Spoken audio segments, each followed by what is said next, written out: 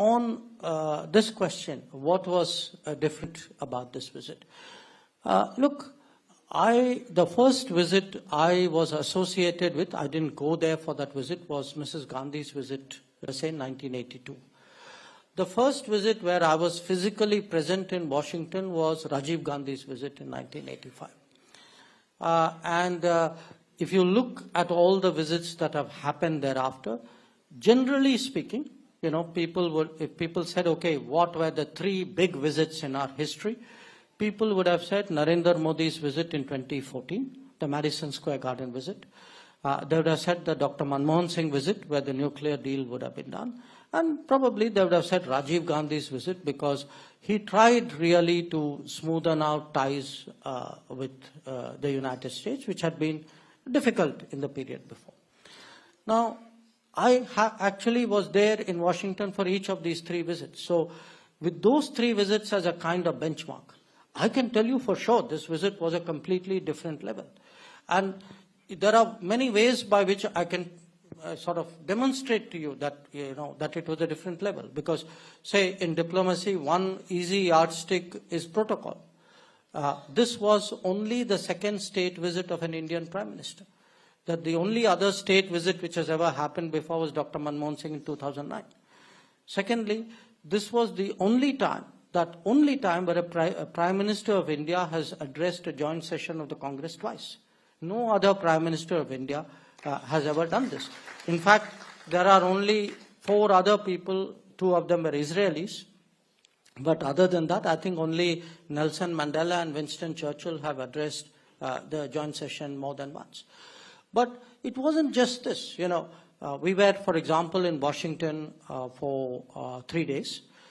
On each of these days, the President of the United States was with the Prime Minister in a program. I mean, he was there for a private dinner on the first day in the White House. He was there through the official program, which was the second day.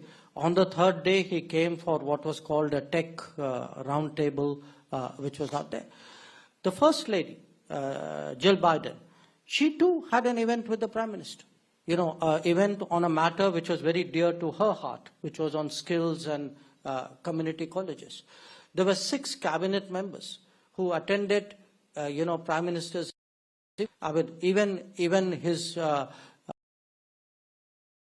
with a mix of business leaders. You had the Secretary of State and the U.S. Trade Representative out there.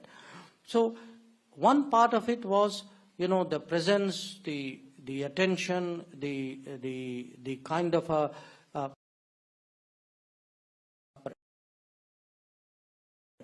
not just the administration.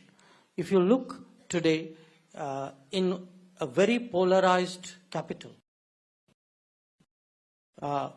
we were made as welcome by the Republicans as by the Democrats. It was the Republican Speaker of the House who extended the invitation for the joint session of Congress. I mean, obviously with the Democrats also agreeing to it.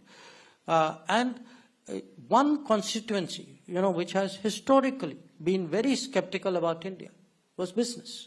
Because in all these visits I talked to you about, you know, the 2005 visit, the 1980, business has always held back in America where India was concerned.